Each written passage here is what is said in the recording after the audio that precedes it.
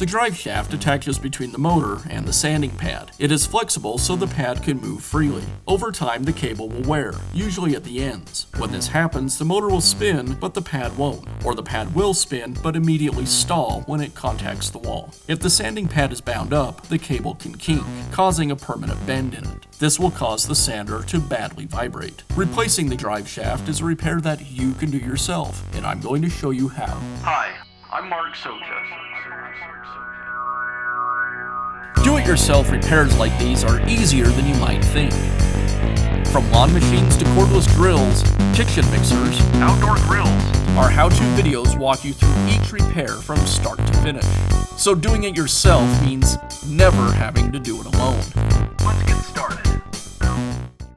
I'll begin by removing the 2 pins that secure the yoke to the pivot assembly.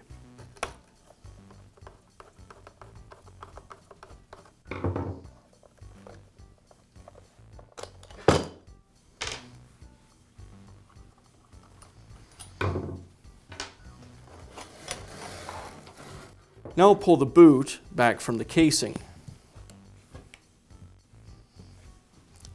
The boot seals this joint so it doesn't fill with dust.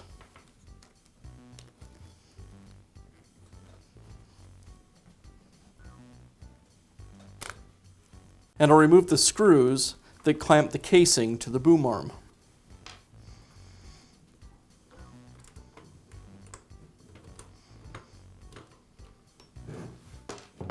I'll use a pair of adjustable pliers to unscrew the other end of the casing. Now I can remove the casing from the shaft. Now I'll remove the old cable from the sander. Now I can install the new cable. I need to lubricate the cable as I install it. Apply a little grease to the beginning of the shaft and install it into the boom arm, and continue to grease the shaft as I insert it.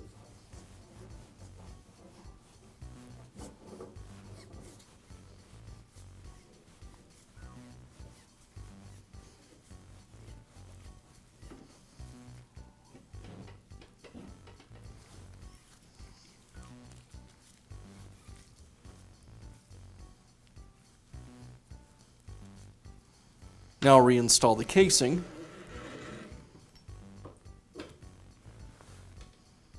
I'll thread the casing back onto the shroud.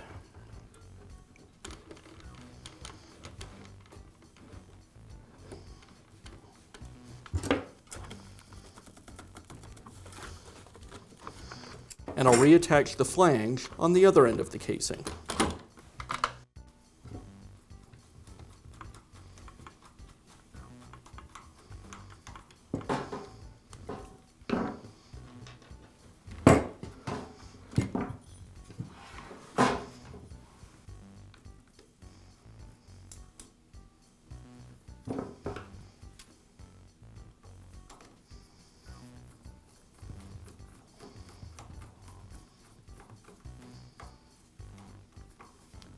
With the flange in place, now I can reinstall the boot.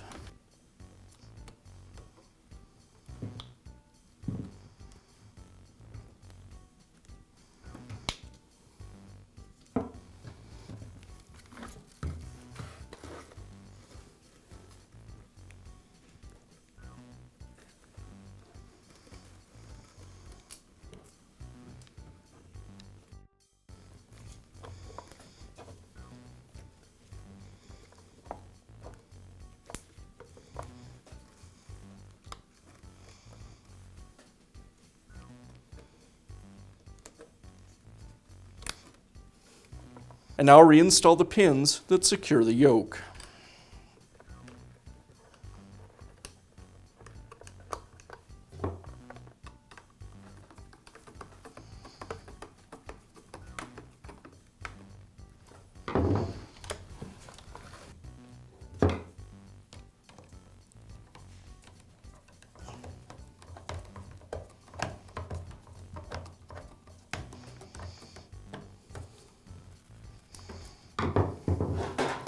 And that's how easy it is to install a new drive shaft in your drywall sander. Be sure to check back often for new videos and expert advice. If you found this video helpful, give us a thumbs up. And leave a comment.